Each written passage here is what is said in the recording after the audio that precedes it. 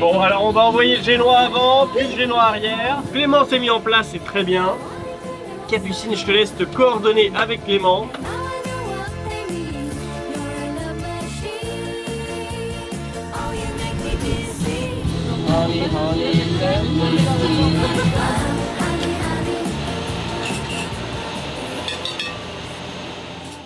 On navigue vers Fourny, un archipel à quelques kilomètres des côtes turques, qui est notre prochaine zone de recherche.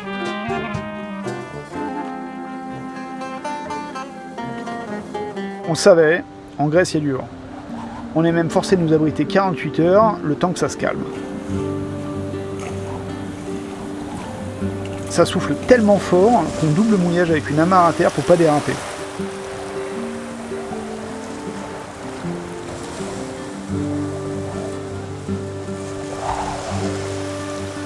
Ces escales forcées, c'est aussi l'occasion de profiter des îles grecques et de leur paysage à couper le souffle.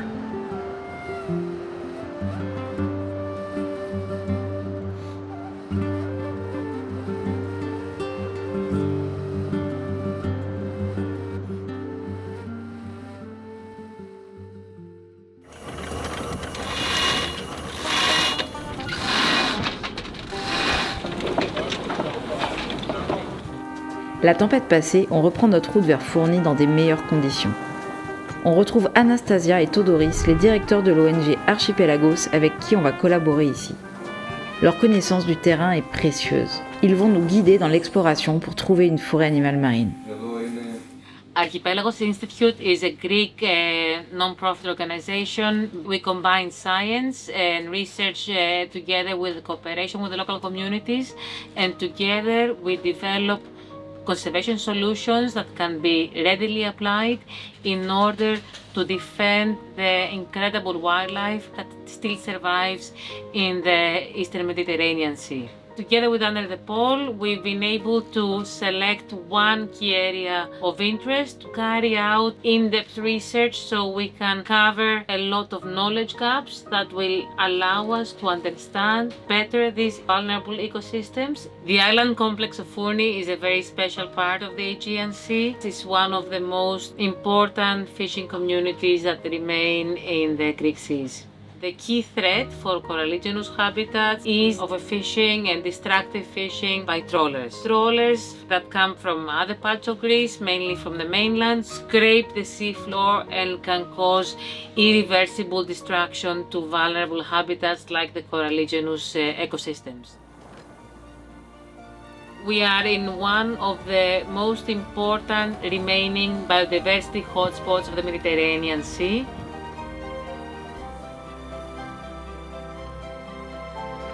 I think the choice is ours. Act fast to protect it or allow human destruction, make it one more deserted area of the Mediterranean.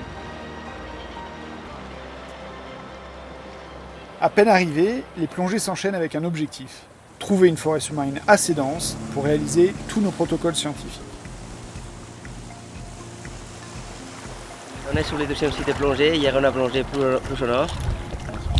Et on n'a pas vu des forêts de corail noir. Là, on part sur une marine d'exploration. On cherche des conditions plus adéquates pour la vie de ces animaux, notamment le courant. Parce que normalement, les animaux ils mangent des petites bêtes qui sont portées par le courant. Donc, on va essayer de voir si on trouve des belles forêts de corail noir.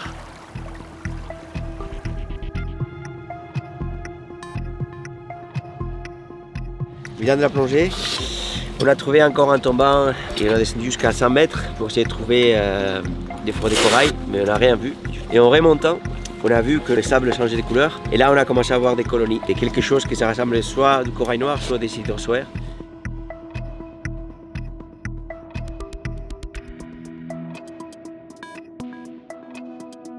Donc ça nous donne l'espoir que si on voit, je pense, plus au sud, on va trouver des choses plus intéressantes.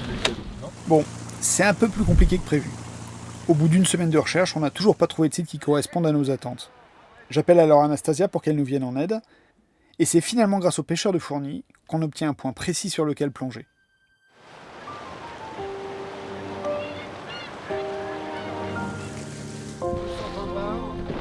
C'est 7,67 sur les deux.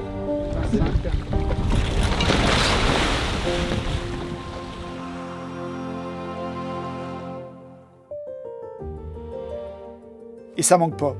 On tombe en plein sur un vaste massif rocheux spectaculaire et complètement colonisé, entre 78 et 106 mètres de profondeur.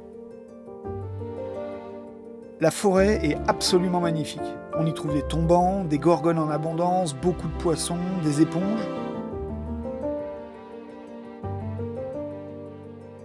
Et même du corail noir sur sa façade nord, en dessous de 90 mètres. Malheureusement, on y trouve aussi, et comme souvent, beaucoup de matériel de pêche, des lignes, des filets, des palangres, et même une trace de chalut dans le sable juste à côté de la forêt.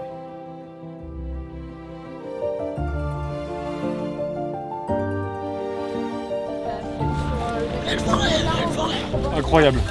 Super top. On peut imaginer que ça fait un peu nurserie.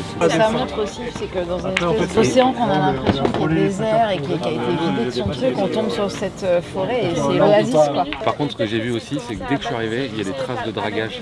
Mais j'ai fait une photo, elle est pas belle, mais tu le vois. Moi je peux vous dire qu'il y avait la force qui était avec vous aujourd'hui.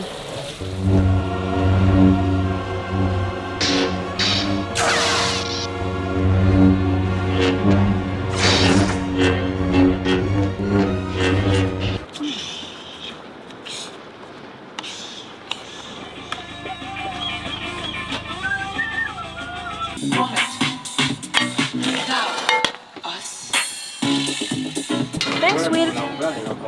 Un petit coupé électrogène. Joyeux anniversaire.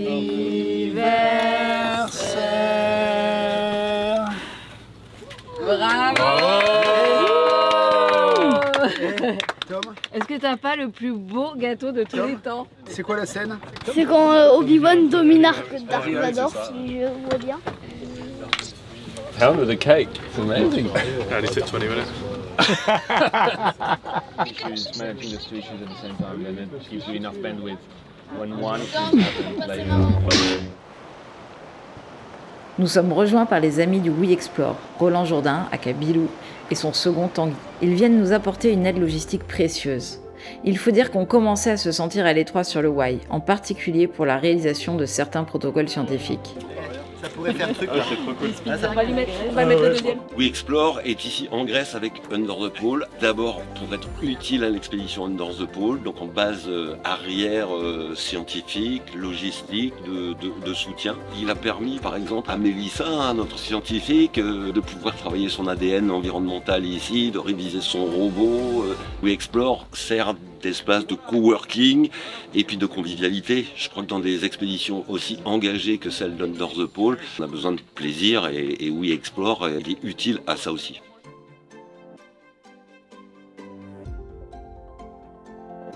Un site d'études, ça représente 3 grosses semaines de travail, en plongeant quasiment tous les jours dessus.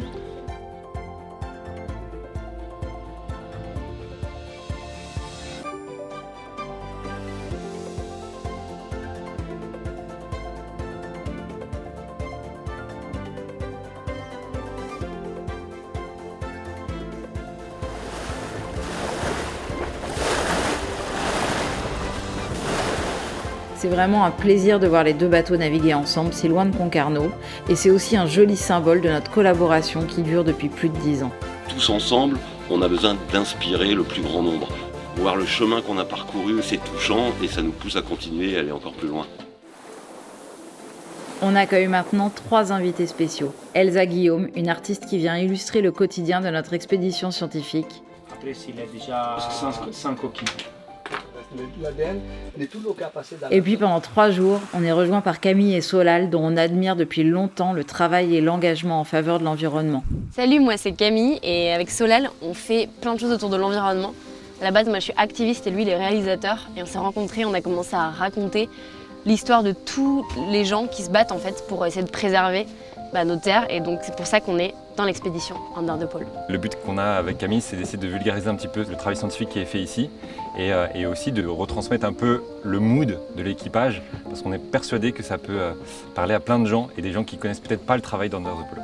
Et là, on a fait la toute première plongée de notre vie aujourd'hui. Et juste, je me rappelle de ce jour-là toute ma vie parce que c'est une vraie fascination. On passe notre temps à parler de rapports, moi, à essayer d'aller me battre pour que ces rapports scientifiques, ces chiffres, ces courbes, ces espèces que je vois juste sur des photos puissent être protégés dans la loi. Donc c'est beaucoup de travail intense, mais qui est loin de ce monde, en fait. Et donc là, juste de le voir et de me rappeler de pourquoi on se bat, C'est des moments qui me redonnent beaucoup d'élan pour tout le reste en fait. C'était fou comme expérience pour nous. C'est aussi un moyen pour nous de faire équipe et donc d'avoir ce temps-là, de comprendre ce que c'est ces fameuses forêts qui sont sous la mer. Parce qu'ensuite, on pourra essayer d'être juste le porte-voix un peu de tout ça. Déjà sur 3 jours, on mesure la chance de pouvoir vivre ça. C'est-à-dire que nous, là, c'était notre premier baptême de plongée. Mais effectivement, voir des espèces qui sont étudiées par les scientifiques, voir l'équipage vivre au quotidien et comprendre aussi ce que c'est de travailler au jour le jour. Parce que là, on ne se rend peut-être pas compte, mais en fait, c'est lever 7 heures, c'est directement sur le pont, il y a une activité H24.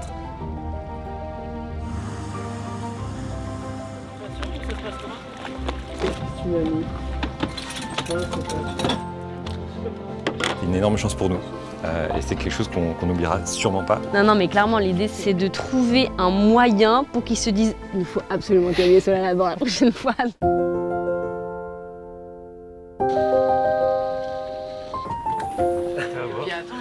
Tout le projet, Et chacun se sert et puis on peut venir manger là.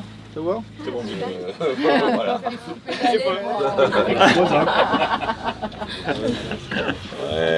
Pensif.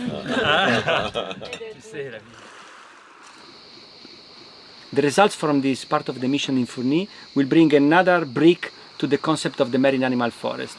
From the point of view of conservation, what we find here in Fourni is very interesting because this animal forest is surrounded by sand, and in the sand we find traces of trawling fishery. In the presence of ice sedimentation generated by trawling, the Gorgonian forest is affected because the polyps of the Gorgonian cannot eat properly. They normally eat the plankton and the organic matter that they find in the water column, but if you have a lot of turbidity and a lot of inorganic matter, they can be affected by this and get then killed by diseases. So it's very important because the finding of this forest bring a new element for the conservation of this habitat and for the management and banning of trawling activity. Et bien voilà, ça fait 2 mois et demi qu'on est en Grèce et la mission se termine ici à Fourni après près de 60 plongées qu'on aura réalisées en tout en Grèce. Alors comme pour chaque mission, on a vraiment à cœur de partager notre travail avec les locaux. Donc hier, on a accueilli l'école primaire de Fourni à bord du bateau.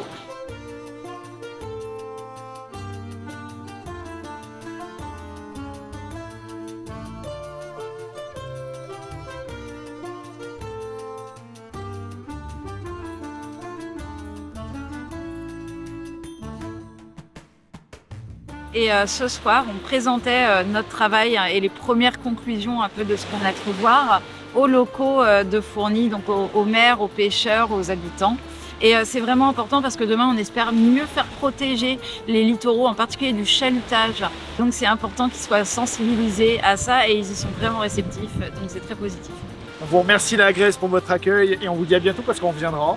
Et puis pour la suite de la mission Under the Pole en Méditerranée, ce sera en France dans 1 mois et demi à La Ciotat. Donc à très bientôt. À bientôt.